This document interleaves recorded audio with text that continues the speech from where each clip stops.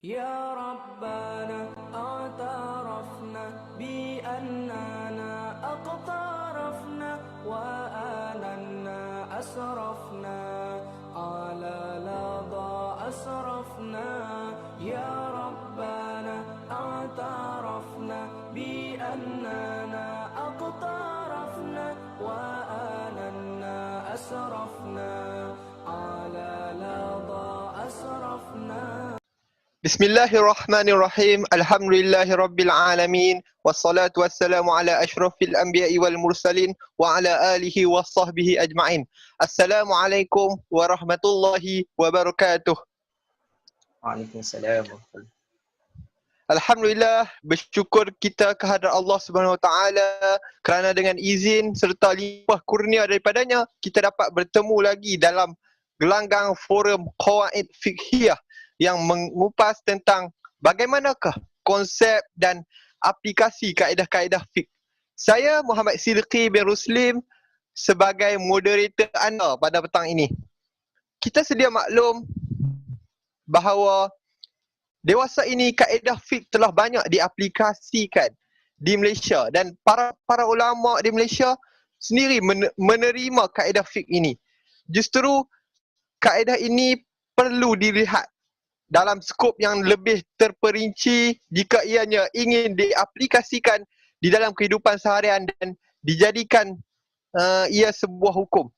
Sesuai dengan tajuk forum kita pada kali ini, pemakaian kaedah ad-darurah tuqaddar biqadariha dalam isu-isu melibatkan rukhsah semasa di Malaysia, kita akan melihat apakah yang menjadi asas kepada kaedah fiqh ini dan bagaimanakah pengaplikasian kaedah ini dapat menyelesaikan isu-isu yang timbul bak cendawan tumbuh selepas hujan.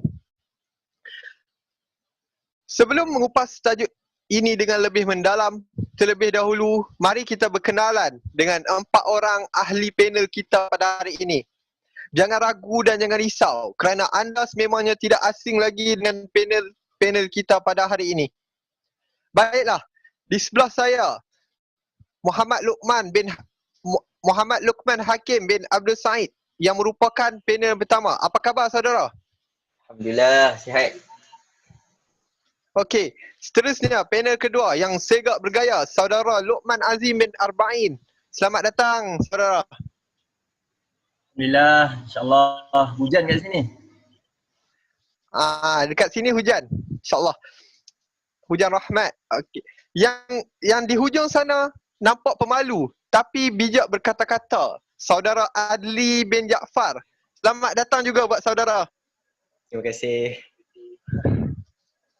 Dan panel yang terakhir yang tidak asing lagi iaitu saudara Azri Zaidi bin Ruhaidi yang merupakan YB Akademi Belajar Islam. Selamat datang YB.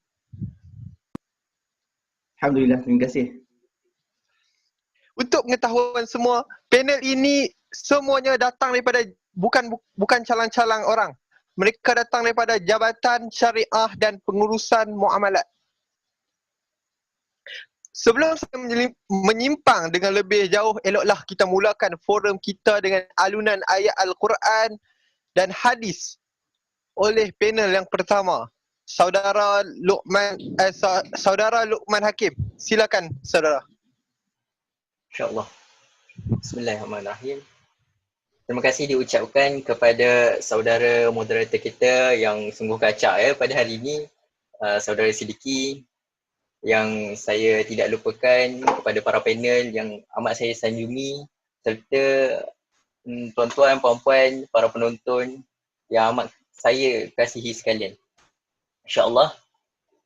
Jadi saya akan membacakan sepotong ayat daripada Al-Quran surah Al-Baqarah ayat 173. A'udzubillahi minasyaitonirrajim. Bismillahirrahmanirrahim. إنما حرم عليكم الميتة والدم ولحم الخنزير وما أهل به لغير الله فمن اضطر غير باغ ولا عاد فلا إثم عليه إن الله غفور رحيم. Sesungguhnya Allah hanya mengharamkan bagimu bangkai, darah, daging babi dan binatang yang ketika disembelih disebut nama selain daripada Allah Subhanahu Wa Taala. Tetapi barang siapa dalam keadaan terpaksa memakannya sedang dia tidak menginginkannya dan tidak pula melampaui batas, maka tidak ada dosa baginya. Sesungguhnya Allah Maha Pengampun lagi Maha Penyayang. Sadaqallahul Azim. Seterusnya saya akan membaca sebuah hadis. An Jabir ibn Samrah, ahla baitin kanu bil hirrata muhtajin. Qala فماتت عندهم ناقة لهم أو لغيرهم فرخص لهم رسول الله صلى الله عليه وآله وسلم في أكلها. رواه أحمد. Maksudnya dari Jabir Samrah bahawa sebuah keluarga yang menghuni sebuah rumah yang berada di Harrah dalam keadaan kekurangan makanan. Jabir berkata, lalu unta mati atau unta yang dimiliki oleh orang lain mati, maka Rasulullah sallallahu alaihi wasallam memberi keringanan, yakni memberi rukhsah untuk memakannya. Hadis riwayat Ahmad. InsyaAllah itu sahaja daripada saya. Sekian, terima kasih. Terima kasih kepada panel pertama kita atas bacaan ayat Al-Quran dan hadis sebentar tadi sebagai satu mukadimah untuk forum kita. Kita teruskan forum kita pada hari ini dengan soalan yang pertama kepada ahli panel yang kedua. Kaedah darurah tuqaddar biqadariha. Mungkin saudara Luqman Azim boleh terangkan sedikit lebih dahulu mengenai konsep ad-darurah sendiri. Silakan saudara. Bismillahirrahmanirrahim. Assalamualaikum warahmatullahi taala wabarakatuh. Terima kasih saudara moderator, sahabat saya Muhammad Siddiqi yang saya hormati, barisan panel dan tidak dilupakan para penonton, pendengar yang dirahmati Allah sekalian. InsyaAllah dengan masa yang diperuntukkan sebanyak 5 minit ini, saya akan cuba untuk menerangkan konsep ad-darurah seringkas mungkin agar kita semua faham konsep ini.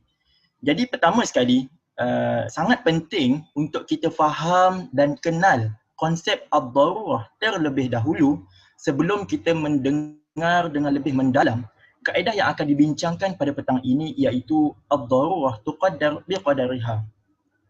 InsyaAllah saya akan menerangkan 3 perkara sahaja, iaitu yang pertama definisi, yang kedua adakah ad-darurah diterima syarak, dan yang terakhir adalah ad-darurah jenis apakah yang dimaksudkan dalam kaedah ad-darurah tuqaddar biqadariha. Baiklah, yang pertama definisi. Di dalam Mu'jam At-Ta'rifat karangan Imam Al-Jurjani, beliau menyebut bahawa ad-darurah berasal dari kata ad-darar yang bererti mudarat atau suatu musibah yang tidak dapat dihindari. Itu menurut bahasa. Daripada sudut istilah pula, ramai ulama yang memberikan definisi ad-darurah ini. Cuma saya akan mengambil takrif yang diberikan oleh Profesor Dr. Wahbah Al-Zuhaili, yang mana beliau menyebut ad-darurah ini adalah sebagai wujudnya sesuatu keadaan yang sangat berbahaya dan menyebabkan manusia menjadi kesulitan dan dikhawatiri akan berlakunya kerosakan atau sesuatu yang mudarat terhadap jiwa, anggota badan, maruah, akal, harta dan yang berkaitan dengannya. Ketika itu tidak ada jalan keluar melainkan terpaksa melakukan perkara yang haram atau meninggalkan perkara yang wajib atau menunda waktu pelaksanaannya untuk mengelakkan mudarat ke atas dirinya selagi tidak keluar daripada syarat-syarat yang telah ditentukan syarak. Jadi itu adalah definisi yang berkaitan ad-darurah lah. Jadi masuk persoalan yang kedua ataupun poin yang kedua, adakah ad-darurah diterima syarak? Jadi untuk persoalan ini, kita perlu kembali kepada Al-Quran. Seperti mana ayat Al-Quran yang telah dialunkan oleh sahabat panel kita sebentar tadi, iaitu pada surah Al-Baqarah ayat 173. Dalam ayat ini, syarak mengharamkan untuk makan bangkai, darah, daging babi dan binatang yang disembelih tanpa menyebut nama Allah. Kemudian Allah sambung lagi, famanittura, iaitu sesiapa yang terpaksa kerana dalam keadaan darurat. Dalam kitab Taisirul Karimur Rahman, Imam Abdul Rahman As-Sa'adi menyebut famanittura ini bermaksud seseorang makan makanan haram kerana kelaparan yang teramat dan ketiadaan makanan. Dan Allah sambung lagi, fala isma alaih, maka tidaklah ia berdosa untuk memakan makanan-makanan tersebut. Jadi jelas di sini bahawa Al-Quran mengiktiraf ad-darurah ini. Jadi untuk poin yang ketiga adalah ad-darurah jenis apakah yang dimaksudkan. Untuk poin ketiga ini, Imam Asy-Syatibi dia membahagikan keperluan manusia itu kepada 3 peringkat, iaitu daruriyat, hajiyat dan tahsiniyat. Secara ringkasnya, daruriyat ini ialah keperluan asasi manusia, di mana sekiranya ia tidak dipenuhi, dia akan menyebabkan manusia itu terancam. Imam Asy-Syatibi membahagikannya kepada 5, iaitu agama, nyawa, akal, keturunan dan harta. Seterusnya ialah hajiyat, di mana pada peringkat ini tujuannya adalah untuk menghindarkan manusia daripada kesukaran kehidupan. Dan sekiranya tidak dipenuhi, ianya akan menyebabkan kehidupan manusia itu menjadi susah. Sebagai contoh, keharusan jual beli. Dan yang terakhir ialah tahsiniyat. Bahasa mudahnya, untuk mengindahkan kehidupan manusia. Sebagai contoh, memakai kereta mewah. Jadi daripada peringkat-peringkat ini, ad-darurah yang dimaksudkan dalam kaedah ad-darurah tuqaddar biqadariha adalah yang berada pada peringkat pertama, iaitu daruriyat. Jadi sebagai kesimpulannya, apa yang syarak telah haramkan, iaitu maksudnya pintu telah ditutup, kemudian datangnya ad-darurah yang menyebabkan pintu yang telah ditutup ini terpaksa dibuka. Tetapi persoalan yang seterusnya adalah pintu tersebut perlu dibuka seluas mana? Adakah seluas-luasnya? Adakah cukup dibuka separuh atau suku? Jadi pada waktu inilah kita perlu menggunakan kaedah ad-darurah tuqaddar biqadariha. Jadi sekian sahaja daripada saya. Terima kasih.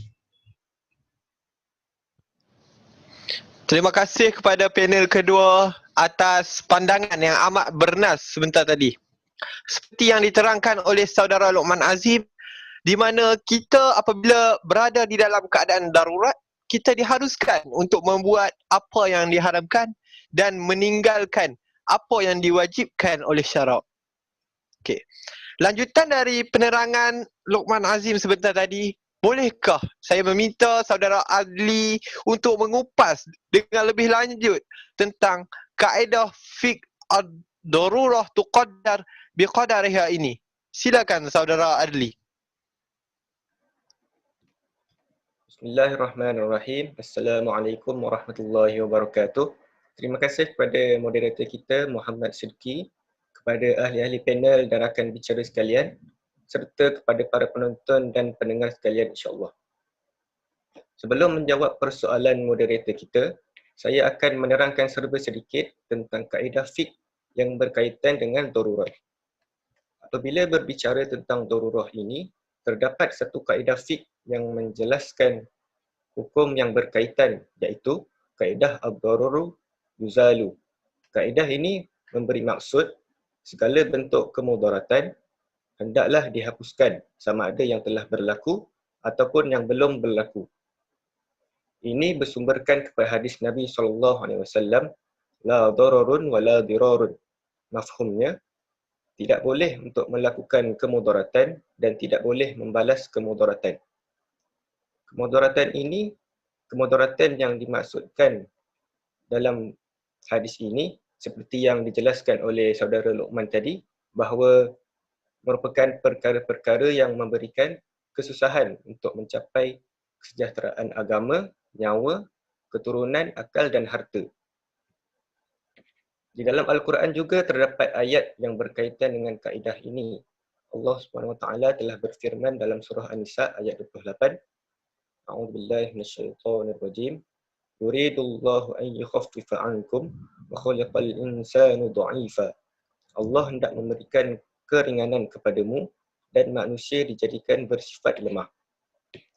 Namun begitu, terdapat segelintir para ulama yang mengatakan kaedah ad-dararu yuzal ini tidak terpakai pada perkara-perkara seperti hukuman hudud, khiyar dan syuf'ah. Kerana pencariatan perkara-perkara ini bertujuan untuk menjaga kemaslahatan masyarakat awam. Daripada definisi yang saya berikan tadi, terdapat 4 perkara yang kita dapat keluarkan, iaitu pertama, tidak boleh untuk menyakiti orang lain. Yang kedua, tidak boleh membalas kejahatan orang lain. Yang ketiga, perlu mencegah kemudaratan daripada berlaku seperti kaedah saddu zara'i'. Dan yang keempat, perlunya untuk menghapuskan kemudaratan setelah berlakunya kemudaratan tersebut. Seterusnya, kita pergi kepada kaedah terbitan. Seperti yang ditanyakan oleh saudara moderator tadi, terdapat satu kaedah terbitan dalam ad-dararu yuzal ini, iaitu ad-darurah tuqaddar biqadariha. Kaedah ini menetapkan bahawa apabila hilangnya sesuatu darurat, sama ada keuzuran ataupun penghalang-penghalang yang lain, maka ianya kembali kepada hukum asal. Hilang di sini memberi maksud apabila sesuatu hukum rukhsah yang telah diambil telah pun memenuhi keperluan untuk mengangkat kemudaratan tersebut. Sebagai contoh, terpaksa memakan bangkai ataupun meminum arak kerana terlalu lapar dan dahaga. Apabila tiada sumber lain yang boleh diambil, maka kadar yang boleh diambil adalah mengikut kadar yang boleh menghilangkan darurah tersebut sahaja. Jika ianya melampaui batas, maka hukumnya adalah haram. Penggunaan darurah ini juga merujuk kepada rukhsah. Apakah itu rukhsah? Rukhsah ialah membawa maksud kemudahan dari segi bahasa. Dari segi istilah pula, membawa maksud sesuatu hukum yang berlawanan dengan hukum asal ataupun azimah disebabkan ada keuzuran tertentu. Contohnya, dibolehkan untuk jamak dan qasar solat dan berbuka puasa bagi musafir. Begitu juga dengan pensyariatan tayamum ketika tiada air. Dan juga seperti contoh memakan bangkai yang dah diberikan sebentar tadi. Terdapat satu hadis yang berkaitan dengan rukhsah ini, riwayat Ahmad yang bermaksud, sesungguhnya Allah menyukai rukhsahnya dilaksanakan sebagaimana dia membenci maksiatnya dilakukan. Terdapat juga firman Allah yang berkaitan dengan rukhsah dalam surah Al-Baqarah ayat 185. وَمَنْ كَانَ مَرِيضًا أَوْ عَلَى سَفَرٍ فَعِدَّةٌ مِّنْ أَيَّامٍ أُخَرَ يُرِيدُ اللَّهُ بِكُمُ الْيُسْرَ وَلَا يُرِيدُ بِكُمُ الْعُسْرَ. Dan sesiapa yang sakit atau dalam musafir, maka bolehlah ia berbuka. Kemudian wajiblah ia berpuasa sebanyak hari yang ditinggalkan itu pada hari-hari yang lain. Allah menghendaki ke atas kamu kemudahan dan dia tidak menghendaki kamu menangguh kesukaran. Berdasarkan kepada dua dalil di atas, kita dapat faham bahawa Islam menginginkan umatnya berasa senang dalam beribadah dan menjaga kemaslahatan umatnya. Namun, tetap ada batas-batasnya yang perlu kita ikuti supaya bertepatan dengan kehendak syarak. Wallahu a'lam. Alhamdulillah, begitu hebat sekali wacana yang dilontarkan oleh panel ketiga sebentar tadi. Seterusnya, persoalan untuk panel kita yang keempat. Panel yang paling hebat sekali dalam forum ini. Saya tertanya-tanya, bagaimanakah aplikasi kaedah ini terhadap isu-isu yang melibatkan rukhsah di Malaysia? Silakan untuk menjawab. Okay, baik. Bismillahirrahmanirrahim. Assalamualaikum warahmatullahi taala wabarakatuh.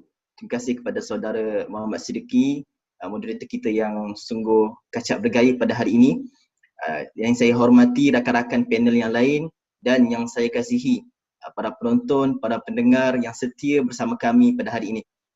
Okay, baik, berkenaan dengan soalan daripada moderator seperti tadi, berkenaan dengan bagaimanakah kita nak mengaplikasikan kaedah fiqh ad-darurah tuqaddar biqadariha ini dalam isu-isu yang melibatkan rukhsah di Malaysia. Baik, rakan panel kita sebentar tadi telah menerangkan secara mendalam berkenaan dengan konsep kaedah fiqh ini. Jadi selanjutnya saya akan menerangkan berkenaan dengan implementasi.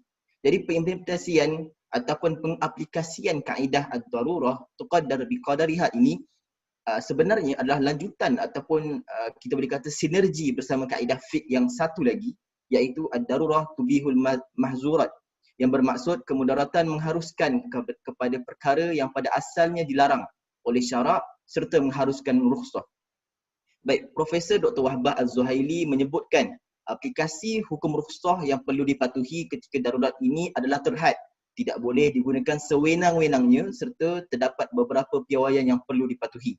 Hal ini adalah supaya setiap permasalahan diselesaikan dengan kadar yang bersifat adil, tidak berlebihan dan tidak membuka ruang kepada penyalahgunaan. Okey. Saya akan datangkan dua contoh yang sangat sinonim dengan masyarakat kita di Malaysia berkenaan dengan aplikasi kaedah fiqh ini. Yang pertama, aplikasi zakat pada isu bencana banjir. Baik, zakat pada asalnya diberikan kepada 8 golongan asnaf sahaja, dan dalam 8 tersebut tiada golongan berkaitan dengan mangsa bencana secara spesifik. Namun menurut Dr. Zulkifli Muhammad Al-Bakri, mangsa banjir boleh dikategorikan dalam golongan ke-6, iaitu asnaf al-gharimin, kerana mereka telah terpaksa berhutang dalam hal yang tiada maksiat dan tidak menemui jalan untuk melunaskan hutangnya. Ulama menyebutkan terdapat 3 golongan penanggung hutang dalam Islam, iaitu orang yang hartanya terbawa banjir, orang yang hartanya dimamah kebakaran, dan orang yang mempunyai keluarga tetapi tidak mempunyai harta. Maka mangsa banjir boleh dikategorikan sebagai golongan al-gharimin yang berhak menerima zakat. Okey. Poin seterusnya, kadaran rukhsah dalam zakat. Di sini kita nak mengimplementasikan kaedah fiqh yang sebentar tadi. Prinsip ataupun kaedah fiqh ini walau bagaimanapun adalah sifatnya darurat, mempunyai kadar dan batasan. Jadi keadaan darurat yang disebut dalam kaedah fiqh haruslah selari dengan pelaksanaan agihan zakat setelah kadarnya diketahui. Maka di sini aplikasi kaedah ini merujuk kepada 3 bahagian utama. Yang pertama, penyelarasan dari sudut saringan penerima.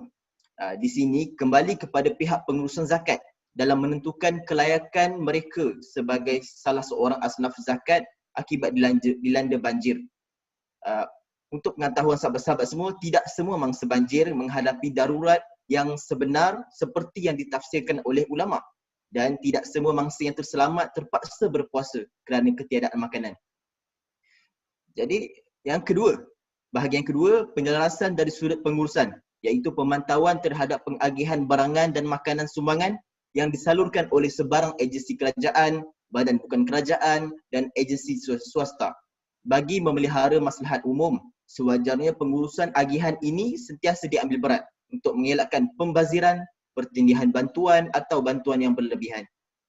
Dan yang ketiga, penyelarasan dari sudut mekanisme agihan, iaitu agihan zakat dalam bentuk keperluan asas yang diberikan kepada mangsa banjir adalah bersesuaian memenuhi keperluan serta sistem agihannya yang mudah dan efisien. Antara barang yang sesuai seperti kit makanan, kit pakaian, kit kesihatan, kit penempatan dan kit ibadah. Baik, saya datangkan aplikasi yang kedua. Next slide. Aplikasi yang kedua berkenaan dengan isu pengambilan bantuan makanan oleh gelandangan. Okay, gelandangan ni secara mudahnya adalah golongan marginal masyarakat yang tidak tetap pekerjaan atau tidak tetap tempat tinggalnya. Gelandangan di Malaysia menepati konsep kemiskinan dari sudut sosioekonomi. Namun sebenarnya bagi gelandangan yang beragama Islam, mereka juga tidak terlepas daripada tuntutan untuk mendapatkan sumber makanan yang halal. Firman Allah Subhanahu Wa Taala, "A'udzubillahi minasyaitonirrajim. Ya ayuhan nas kulu mimma fil ardi halalan tayyibah. Wahai sekalian manusia, makanlah dari apa yang ada di bumi yang halal lagi baik. Baik, kalau kita lihat, gelandangan bergantung sepenuhnya kepada bantuan makanan daripada mana-mana pihak disebabkan situasi mereka yang terdesak dan dihimpit kesempitan dan kemiskinan. Malaysia secara khususnya, terdapat banyak pertubuhan NGO yang menjalankan aktiviti ini yang terdiri daripada pelbagai latar belakang agama dan ideologi. Yang saya boleh datangkan contoh seperti Pertiwi daripada Islam, Carl's Kitchen daripada Roman Catholic, Kuala Lumpur Urban Fellowship daripada Kristian Protestan dan Kecara daripada Buddha. Maka persoalan di sini, terdapat keraguan yang timbul bagi isu pengambilan makanan oleh gelandangan ini, khususnya berkenaan dengan status makanan halal. Jadi antara keraguan yang ada yang boleh saya sebut seperti makanan ini disumbangkan oleh pihak non-Muslim, makanan bertanda logo halal yang tidak diiktiraf, serta keraguan pada kaedah penyembelihan daging yang diterima dan sebagainya.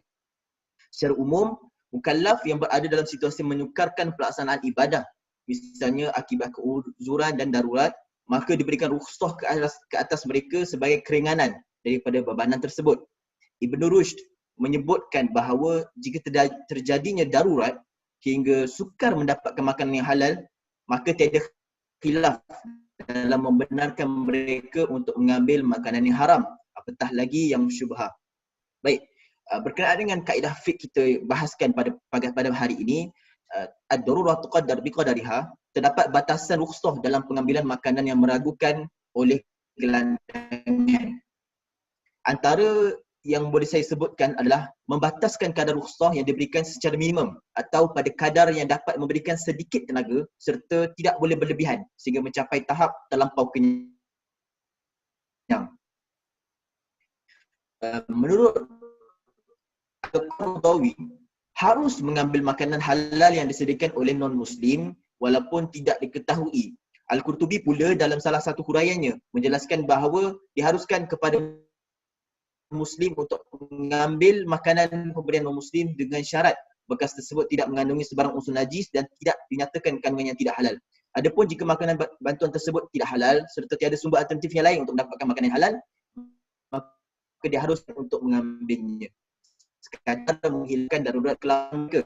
Justru sebab masalah berkenaan bantuan makanan oleh pihak bukan beragama Islam untuk diambil oleh gelandangan beragama Islam. Jadi sekian daripada saya harap soalan tersebut dapat dijawab dengan tuntas dan semoga bermanfaat. Allahu a'lam. Terima kasih kepada saudara Azri. Sudah terang lagi bersuluh bahawa kaedah darurah ini telah diaplikasikan dan sesuai diaplikasikan di Malaysia sehingga menyebabkan mangsa banjir yang bukan asnaf diharuskan untuk menerima zakat dengan syarat adanya darurah. Jadi yang terakhir saya menjemput saudara Luqman Hakim untuk sesi penggulungan bagi menutup majlis forum kita pada hari ini. Tafadhal. InsyaAllah. Terima kasih ucapkan kepada saudara moderator. Jadi apa yang dapat kita simpulkan daripada forum yang kita telah jalankan sebentar tadi yang diketuai oleh para panel yang sangat hebat. Jadi kesimpulannya adalah aplikasi kaedah fiqh ini, ad-darurah taqaddar biqadariha ni boleh dikatakan adalah bersifat relatif dan fleksibel mengikut situasi yang dialami oleh sesuatu tempat. Jadi suka untuk saya bacakan ayat Al-Quran. A'udzubillahi minasyaitonirrajim. Firman Allah Subhanahu wa taala, yuridullahu bikumul yusra wa la yuridu bikumul usra. Maksudnya Allah telah menghendaki kemudahan bagimu dan tidak menghendaki kesukaran bagimu. Jadi dalil tersebut menunjukkan bahawa syariat Islam memberi kemudahan serta keringanan ke atas umatnya dalam melaksanakan ibadah kepada Allah Subhanahu Wa Taala. Jadi bagi individu atau masyarakat yang berada dalam situasi terbeban, darurat, sehingga menyukarkan dirinya untuk melakukan ibadah. Misalnya seperti yang telah dikatakan oleh saudara kita Azri tadi, situasi untuk gelandangan dan juga isu pengambilan makanan oleh gelandangan dan juga aplikasi zakat, yakni tentang bencana banjir, maka mereka diberikan rukhsah sebagai keringanan daripada kesukaran tersebut. Menurut Ibn Rushd, sekiranya berlaku darurat untuk mendapatkan makanan yang halal, jadi maka tiada khilaf dalam membenarkan individu itu untuk mengambil makanan yang haram. Namun demikian, aplikasi hukum rukhsah yang perlu dipatuhi ketika darurat ini adalah terhad. Tidak boleh digunakan sewenang-wenangnya serta terdapat beberapa piawaian yang perlu dipatuhi. Jadi itu sahaja daripada saya sebagai pergulungan untuk forum kita pada petang ini. InsyaAllah. Sekian, terima kasih. Alhamdulillah, terima kasih saya ucapkan pada keempat ahli panel kita kerana sudi hadir dan studi menyuarakan pendapat masing-masing. Moga apa yang kita dapat hari ini tidak sekadar masuk telinga kanan, keluar telinga kiri. Ibarat mencurah air di atas daun keladi. Jadi dengan berakhirnya penggulungan sebentar tadi, maka berakhirlah majlis forum kita pada hari ini. Marilah sama-sama kita membacakan tasbih kafarah dan suratul Ars bagi menutup majlis ini. Subhanallah.